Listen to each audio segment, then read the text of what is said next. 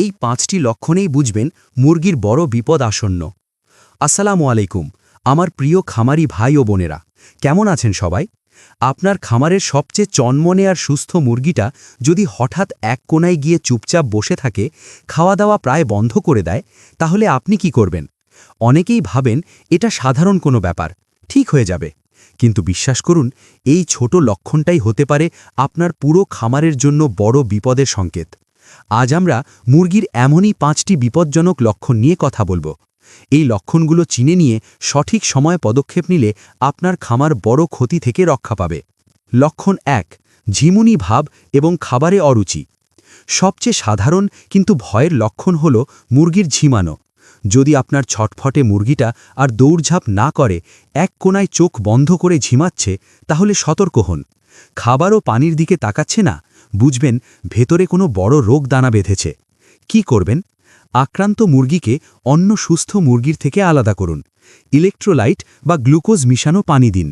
ঘরোয়াভাবে 1 লিটার পানিতে 1 চামচ আদার রস ও সামান্য হলুদের গুঁড়ো মিশিয়ে খাওয়াতে পারেন। কিন্তু অবস্থা খারাপ মনে হলে দ্রুত অভিজ্ঞ পশু চিকিৎসকের সঙ্গে যোগাযোগ করুন। লক্ষণ 2, অস্বাভাবিক পায়খানা, সাদা, সবুজ বা রক্ত মিশ্রিত। মুরগির পায়খানা তার শরীরের অবস্থার আয়নার মতো, বিভিন্ন রঙের, মানে সাদা চুনের মতো পায়খানা গাম্বরো রোগের লক্ষণ। প্রাথমিক চিকিৎসায় অ্যান্টিবায়োটিক এবং স্যালাইন পানি দিন। সবুজ পায়খানা রানীক্ষেত বা ফাউল কলেরার লক্ষণ। রক্ত মিশ্রিত পায়খানা কক্সিডিওসিস রোগের লক্ষণ। পশু চিকিৎসকের পরামর্শে এমপ্রোলিয়াম বা টলট্রাজুরিল গ্রুপের ঔষধ পানিতে মিশিয়ে দিন। খামারের মেঝে আর লিটার সবসময় পরিষ্কার রাখুন। লক্ষণ 3, শ্বাস নিতে কষ্ট এবং অস্বাভাবিক শব্দ। মুরগি মুখ হাঁ করে শ্বাস নিচ্ছে, গলা থেকে ঘরঘর, ফিসফিস বা বাঁশির মতো শব্দ বের করছে, ঘন ঘন হাঁচি দিচ্ছে, বুঝবেন শ্বাসতন্ত্রে সংক্রমণ হয়েছে। কি করবেন? আক্রান্ত মুরগিকে সুস্থ মুরগির সঙ্গে একসাথে রাখবেন না। ঘরোয়াভাবে তুলসী পাতার রস বা আদা মেশানো পানি দিতে পারেন। সংক্রমণ বেশি হলে পশু চিকিৎসকের পরামর্শে টিয়ামুলিন বা টাইলোসিন গ্রুপের অ্যান্টিবায়োটিক ব্যবহার করুন। নিয়মিত রানীক্ষেত ও ব্রঙ্কাইটিসের টিকা দিন। লক্ষণ 4, শারীরিক পরিবর্তন, ডানা ঝুলে পড়া এবং মুখ ফোলা।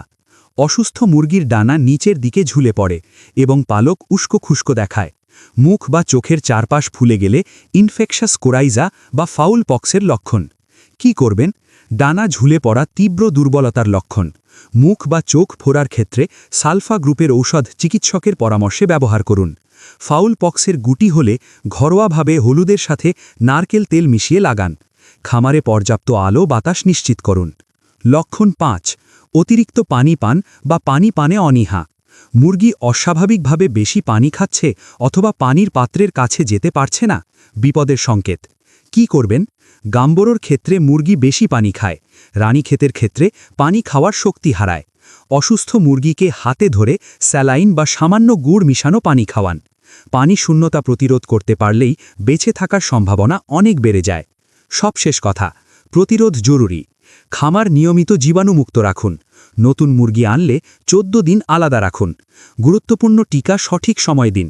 পর্যাপ্ত জায়গা নিশ্চিত করুন। নিয়মিত কৃমি নিয়ন্ত্রণ করুন।